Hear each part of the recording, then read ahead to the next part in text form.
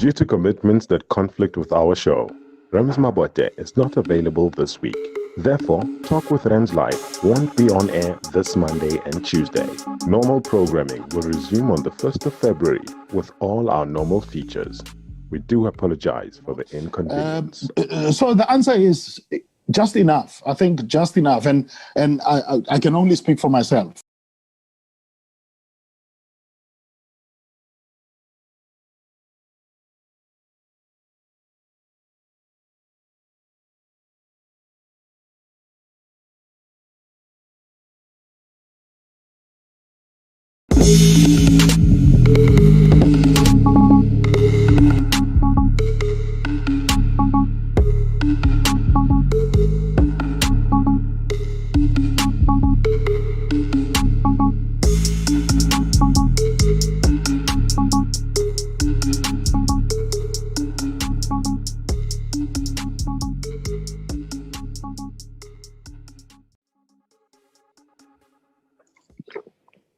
Temba was on a drive with Zodwa one evening when she spotted a cow in the field and said, "Look at that cow, it's pretty ugly."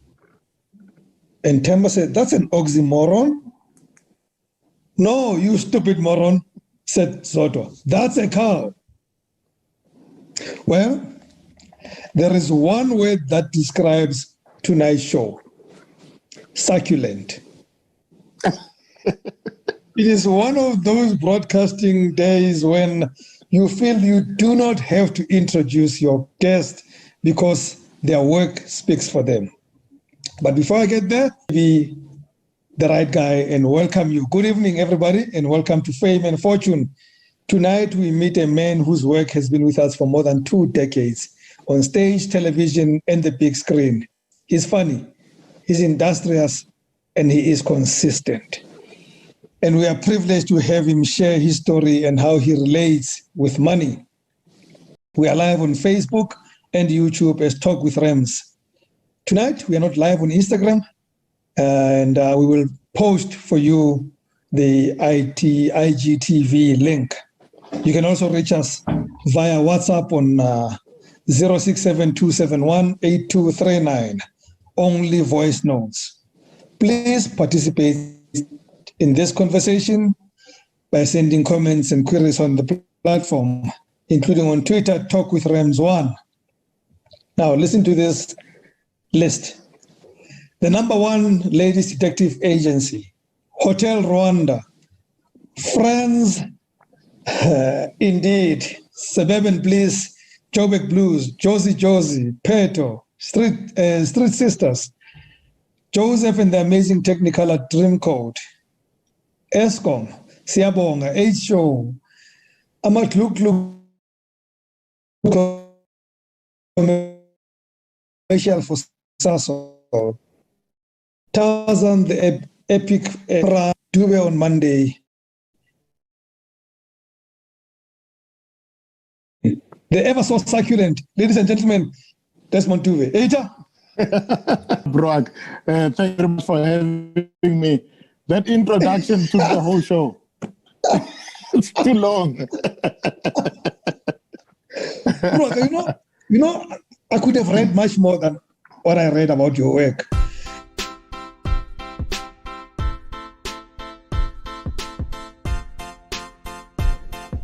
Is fame related to fortune? Are these two things related? So do you make money? Does it follow that if you are famous, you make money? No. Simple as that. Oh, sweetie. Have you ever been broke? And I'm asking this question after you became an artist. I'm talking during your time as an artist, not before. You know, I know before you became an artist, we were all broke. But when you became an artist, many times, have you ever been many broke? times, I want to be honest with you. I've been broke countless time. I have failed countless time. But the passion and the love for what I'm doing kept me going with God by my side. You know, I still remember 2011.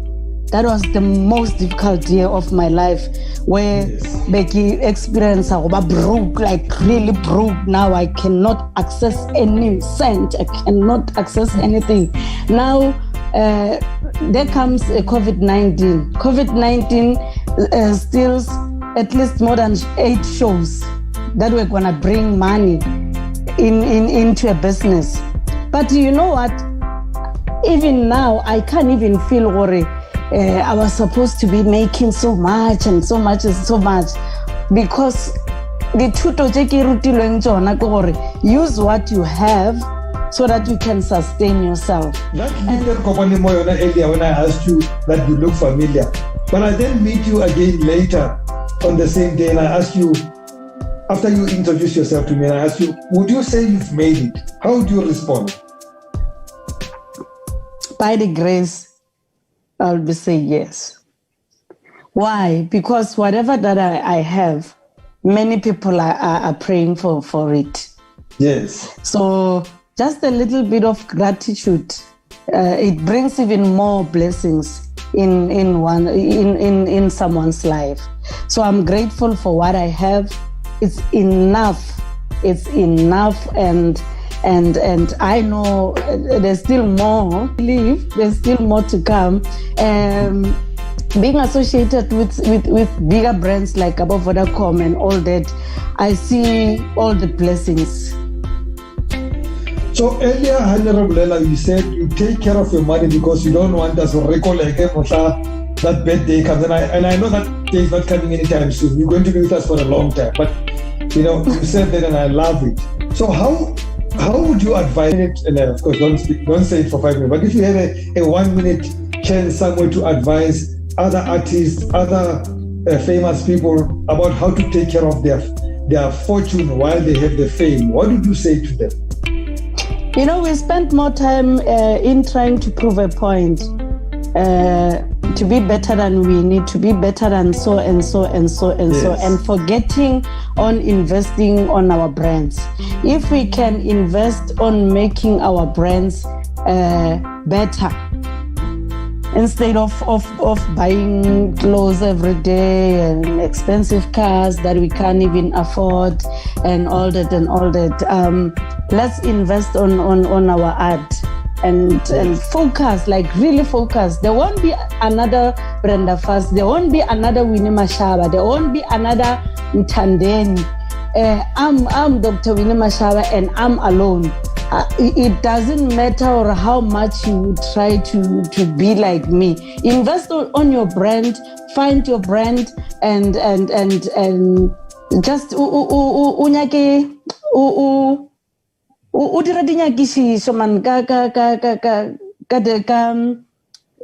industry investigate about your industry and invest on that. Even if it's after 5 years, you will get there. Shortcut is I was honored 20 years later in the industry. I was honored as a doctor of philosophy in sacred music. 20 years later, I didn't come here, and the first paid show, it came after 9 years in this industry. I didn't come in the industry and the next thing I get gigs and all that. I was doing all this thing for the love of it. Someone said, when I left 500,000 followers, you ain't got to do one. So I'm evergreen, Dr. Winnie Mashaba, daughter of Zion. I didn't have to expose myself on social media for me to get that support. So be yourself, be original. Lerato, Kompo, Wikokovejo, Olota, Siriti Samot. I have to leave you with one more comment from Hector, the motivator. He says, I'm a fan and been following how she worked on her brand. She's a hardworking woman. I'm inspired. That's his way. Oh my God. Yes, I know him. I know him. Thank you. He's a big brother of mine. He's a good fan of this show. I support what he does. We've always been together and we love what you do. Have a great evening and thank you so much for your time. Love you lots. Thank you for having me.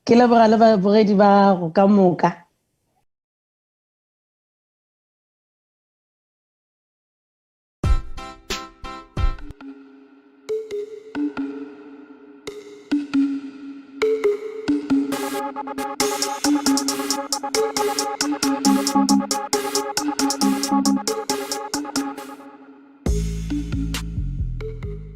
Zodwa were driving home after lunch when Zodwa spotted a cow, and she said, "Oh wow, look at that cow. It's pretty ugly," said Temba. "But that's an oxymoron, honey. You're the moron, you ox. That's a cow," said Zodwa. You're not supposed to laugh as I do, my but the actor said you are mad. Anyway, good evening, folks. Why did you the joke without it retailing? You can smell it from a mile away. And believe me, I get out it's a Tom. But I can tell you now, for that joke, it's over. When we replay this tape tomorrow, we're gonna cut this part, guys, because Armat we can anyway.